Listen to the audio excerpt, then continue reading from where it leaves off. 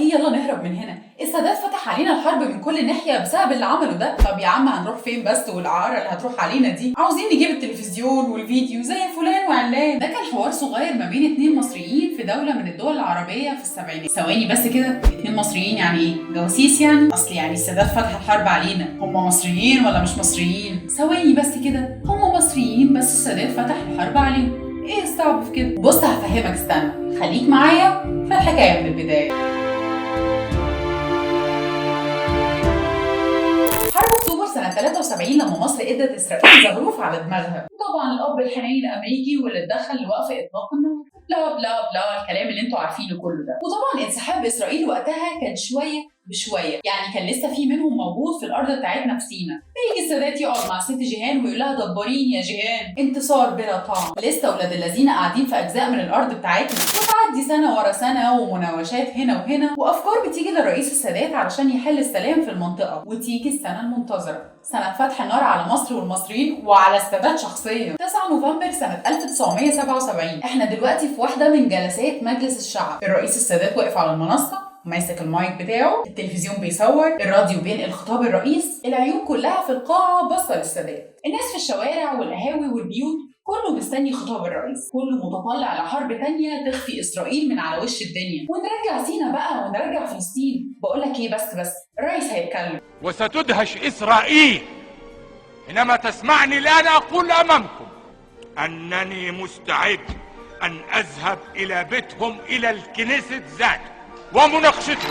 ايه يا ريس اللي بتقوله ده؟ تروح ازاي للناس دي اصلا؟ وهنا الناس بتضرب كف على كف، وبيقوموا كلهم من القهاوي متحسرين على الكلام اللي سمعوه. وازاي يقول كده، وازاي يمد ايده للناس دي ويتذلل واحنا منتصرين؟ ده احنا كاسرين عينهم يا عم مش العكس. بس دي ما كانتش الاراء اللي موجوده بس. على الناحيه الثانيه في الدول اللي ما تتسمى كان في لخبطه كبيره من تصريحات السادات، اللي هو في رايين. لو استغلينا كلام السادات ده ووجهنا له دعوه رسميه وقبلها، يبقى كده اعترافه بدولة إسرائيل رسميا، ولو رفض يبقى عدو الإسلامية وبتاع كلام مش قد. فبصراحة بقى كده، يا تخلي كلامك قدك يا تقول كلام على قدك. ويعدي كام يوم وتتوجه دعوة شفهية من بيجن رئيس وزراء اللي ما يتسموا. بيوجهها لمين؟ بيوجهها للسادات.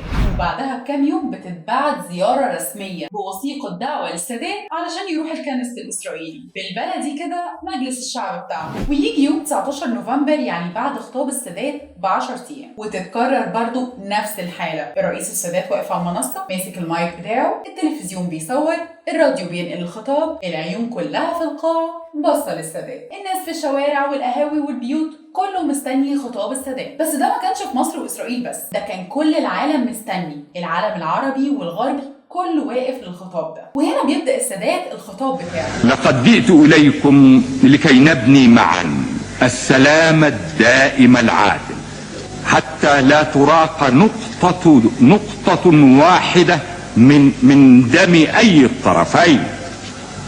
من أجل هذا أعلنت أنني مستعد أن أذهب إلى آخر العالم. وهنا أعود إلى الإجابة على السؤال الكبير: كيف نحقق السلام الدائم العادل؟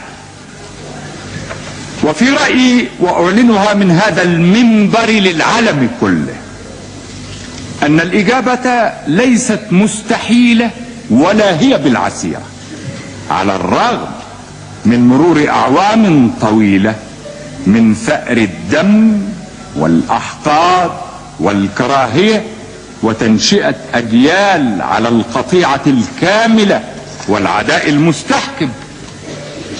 الإجابة ليست عسيرة ولا هي مستحيلة إذا تركنا سبيل الخط المستقيم بكل الصدق والإيمان.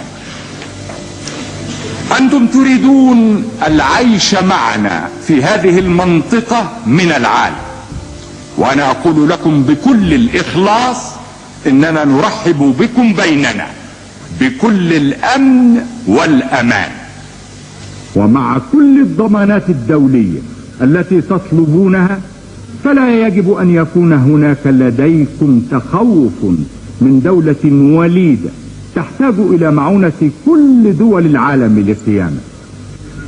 وعندما تدق أجراس السلام فلن توجد يد لتدق طبول الحرب وإذا وجدت فلن يسمع لها. وهنا بس بينتهي خطاب السادات. طب ايه اللي حصل بعدها؟ خليني اقولك ان النار اتفتحت على مصر من جميع الجهات، لدرجه انه في السنه اللي بعدها اتعمل مؤتمر قمه عربيه في بغداد، وتم دعوه 10 دول عربيه صوتوا بالاجماع على تعليق عضويه مصر من الجامعه، رفض التعامل مع اي افراد او شركات مصريه لانهم بيتهموا الدوله بانها طبعت مع اسرائيل، واتبعتت رساله لمصر بانها ما توقعش على اتفاقيه كامب ديفيد اللي كان متوقع انها تتعمل بعد كام شهر. وطبعا مصر والسادات مش هيصغروا نفسهم، فيجي يوم 26 مارس سنه 79 وتمضي مصر ساعتها وثيقة أو معاهدة كامب ديفيد مع إسرائيل، وبعد مباركة أمريكي بتتعلن بعدها المقاطعة العربية لمصر، ويتنقل مقر جامعة الدول العربية من القاهرة لتونس. طب هل العرب بس اللي رفضوا باتفاقية كامب ديفيد؟ خليني أقولك إن كان في بعض الأصوات المصرية ومظاهرات صغيرة حصلت في بعض المحافظات ضد القرار ده، واستقالات دبلوماسيين مصريين كبار اعتراضا بس على المعاهدة اللي حصلت، زي وزير الخارجية محمد إبراهيم كامل، ورئيس أركان اللي كان سفير مصر في البرتغال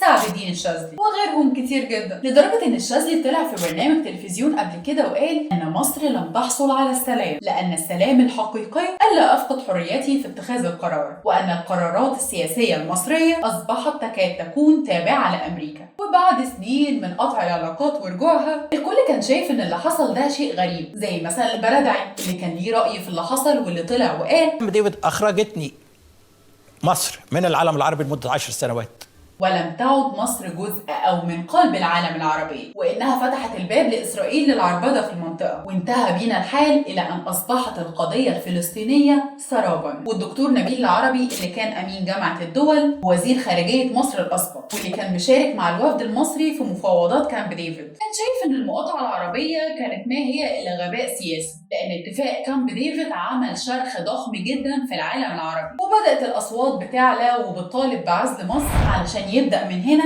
انشقاق فظيع ما بين العرب. طيب هو السادات كان بيدور على حل لمصر بس والسلام لمصر بس؟ ما اعتقدش، لأن كلامه في الكنيست ما كانش كده. وكمان الرئيس مبارك أكد ده في واحدة من لقاءاته، وقال إن مشكلة مصر مع إسرائيل تم حلها بالحرب ثم السلام، وإن الفلسطينيين رفضوا حضور مفاوضات السلام، وقال كده بالحرف: المفاوضات وصلت لورقتي مبادئ كويسة جدا. لو كان الفلسطينيين اخذوا الورقه دي واتفاوضوا عليها ما كانش زماننا في المصيبه دي دلوقتي، وكان زمان القوات الاسرائيليه اتسحبت من الضفه والقطاع. طبعا الدنيا دلوقتي سبهلله وكله بيطبق لاجل المصالح والبزنس، يعني ممكن اقول ان الخطوه اللي السادات عملها كانت لاجل السلام بس بدون اي مصالح، غير المصلحه الوحيده في استرجاع الارض بالكامل وانه يحل السلام في العالم العربي. اما دلوقتي فما شاء الله وحسبي الله ونعم الوكيل، الحكايه كلها ماشيه بزنس وعلى عينك يا تاجر. طب هو ايه كامب ديفيد برضو؟ اول هام انسحاب اسرائيل بالكامل من سيناء ورجوعها لمصر، وده اللي يهمنا. عندك بقى شويه حاجات تانية زي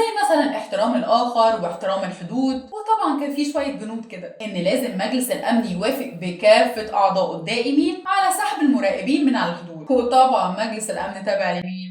وينك وينك. بعد كل السنين دي وبعد كل الاتفاقيات دي، ونفترض يعني ان في معاهدات شغاله بجد، هل بقى اسرائيل ملتزمه بده؟ احنا شايفين الدنيا قدام عينينا اهو. ربنا ينصرنا بقى وحسبي الله ونعم الوكيل فيك يا فخري. كانت معكم شروق السرفي في برنامج الحكايه من البدايه.